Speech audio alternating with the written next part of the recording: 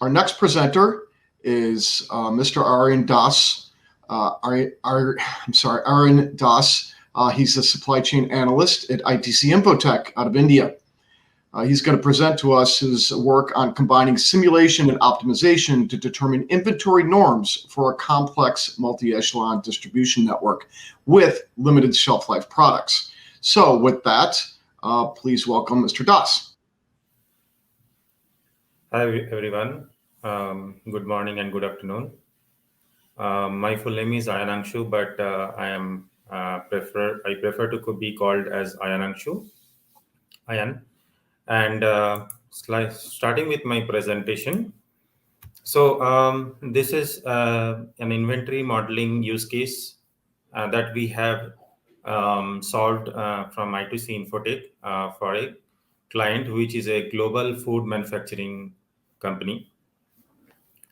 How we plan to go through the presentation is that we want to first talk about ITC, at what we do at ITC.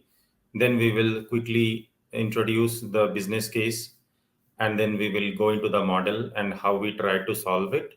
And then finally, we will discuss about the results. So starting at ITC, we are serving customers across 18 countries. We have 9 development centers, including both onshore and offshore centers. We have 600 employees in US, over 1,000 employees in UK, and over 6,000 employees in India. At what we do at ITC, we are serving our clients with solutions using both off-the-shelf products as well as open source products. We do work in network design and optimization. We do supply chain network design, transportation and route optimization. We work on inventory optimization, capacity planning areas. In the simulation modeling area, we work with clients who are in manufacturing. We work with clients who need network planning and optimization solutions. In optimization, we work on scheduling problems, in production planning problems. And in predictive analytics, we are trying to solve complex supply chain problems using demand forecasting. We are doing machine failure predictions using advanced machine learning techniques.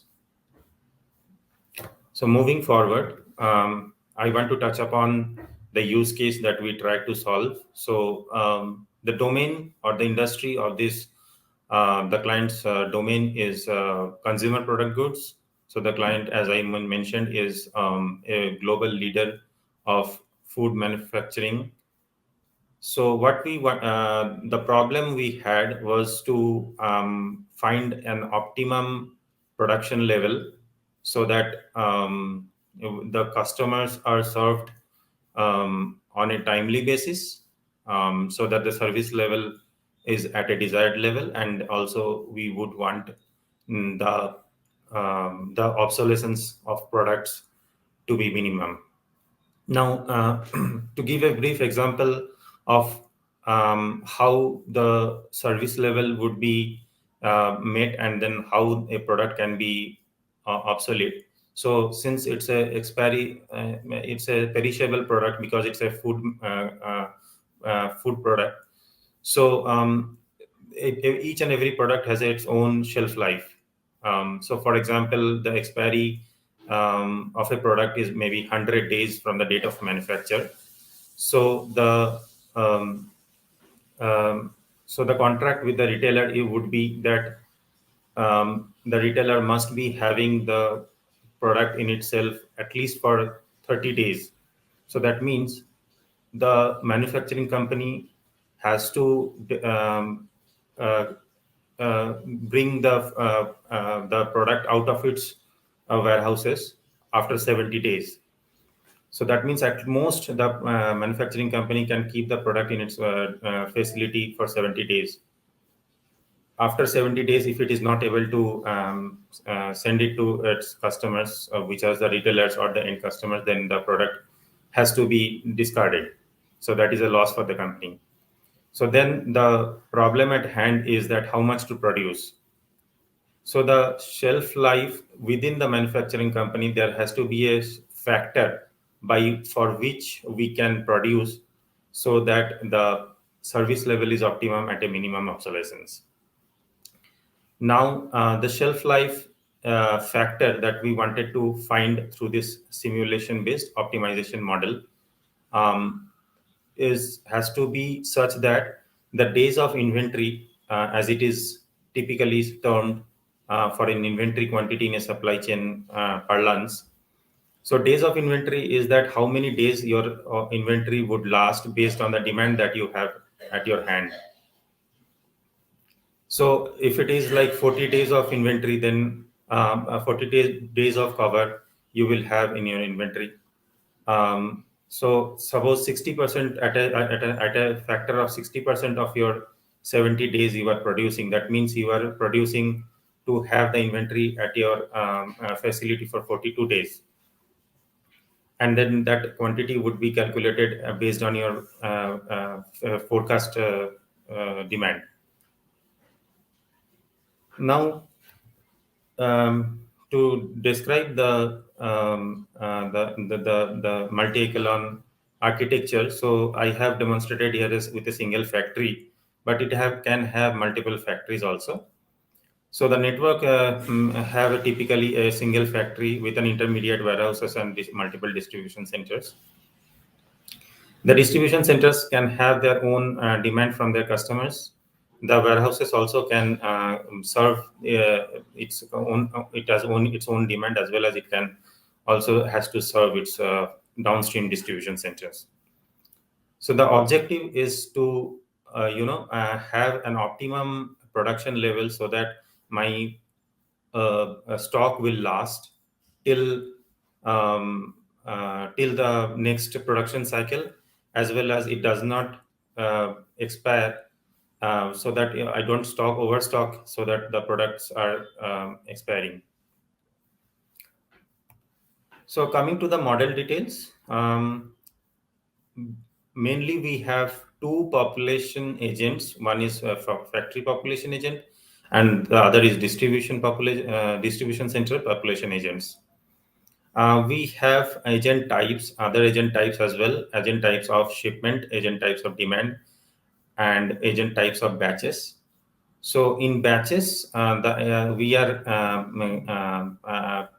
collecting the production quantities in batches, as well as in shipment agent type, we are shipping the items from the factories to the distribution centers. So for demonstration purpose, I've just kept a few blocks out of those agents.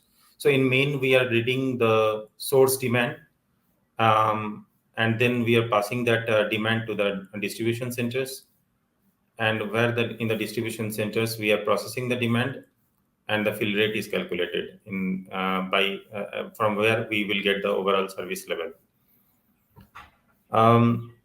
In the factories, we are generating the production with the use of an event based on the inventory norms, that what is based on the frequency of the production. So this event is triggering the production every production cycle based on the replenishment policies. So the production quantities, once it is produced, it is queued up in the queue block where the inventory is getting calculated, from which the products are being shipped to the distribution centers. So if we see in the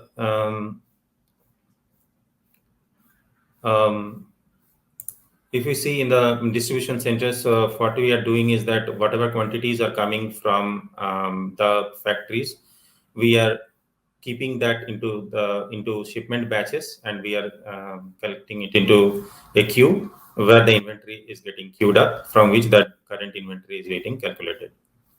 And then whatever products could not be sold because there was no demand, those products get obsolete. So that obsolescence is calculated at the queue.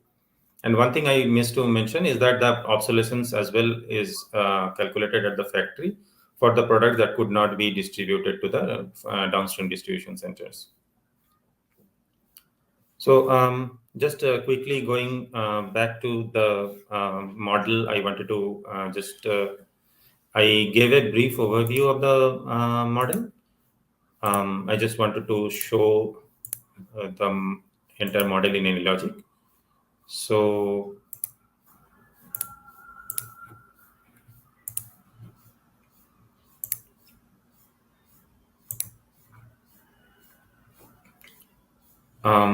hopefully you can see my screen. So this is the overall model that we have, and in the as I mentioned, that there is a main agent where we are calculating the source demand, and then the shipment is happening. The factory is manufacturing at a replenishment period, and then it is shipping those items into the DCs. The distribution centers are collecting the shipment from the manufacturing facilities in batches, and then it is getting queued up as an inventory from where the demand is served, and the obsolescence is calculated at the respective queue blocks. So if we wanted to run this model, there is not much animation in this model. So we would like to just run the model quickly, and maybe we can see the output directly. So what I wanted to just go to the model, go to the presentation now. So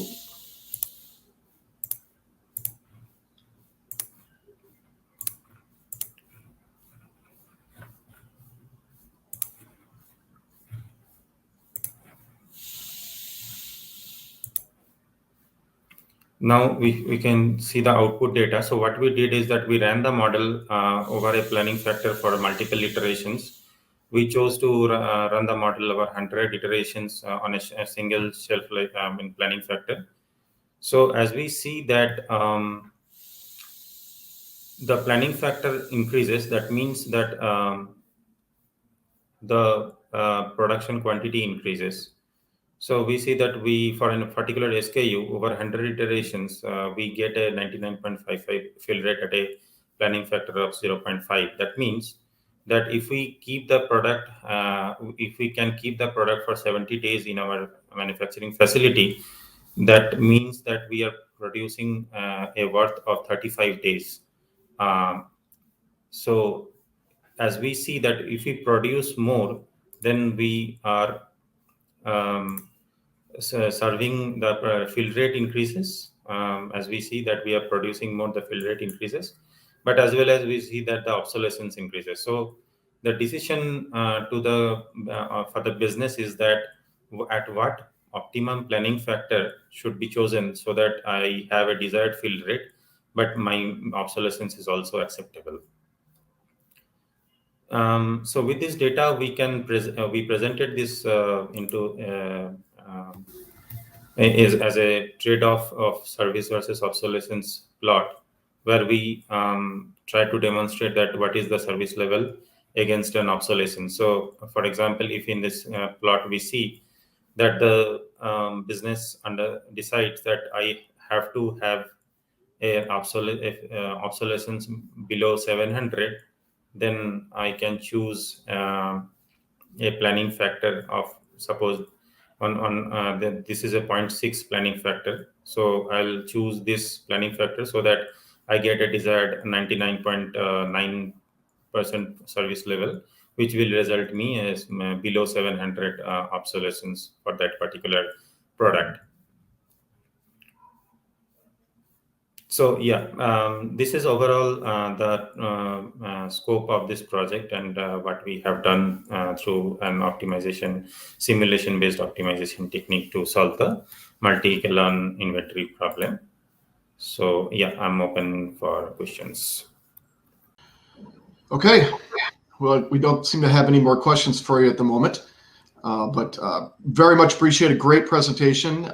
If anybody has questions they'd like to ask Ian later, please feel free to reach out to him on his bio on the platform. Just search down under the presentation and send him a message, and I'm sure there'll be more coming your way later. But thank you very much for this presentation. Thank you.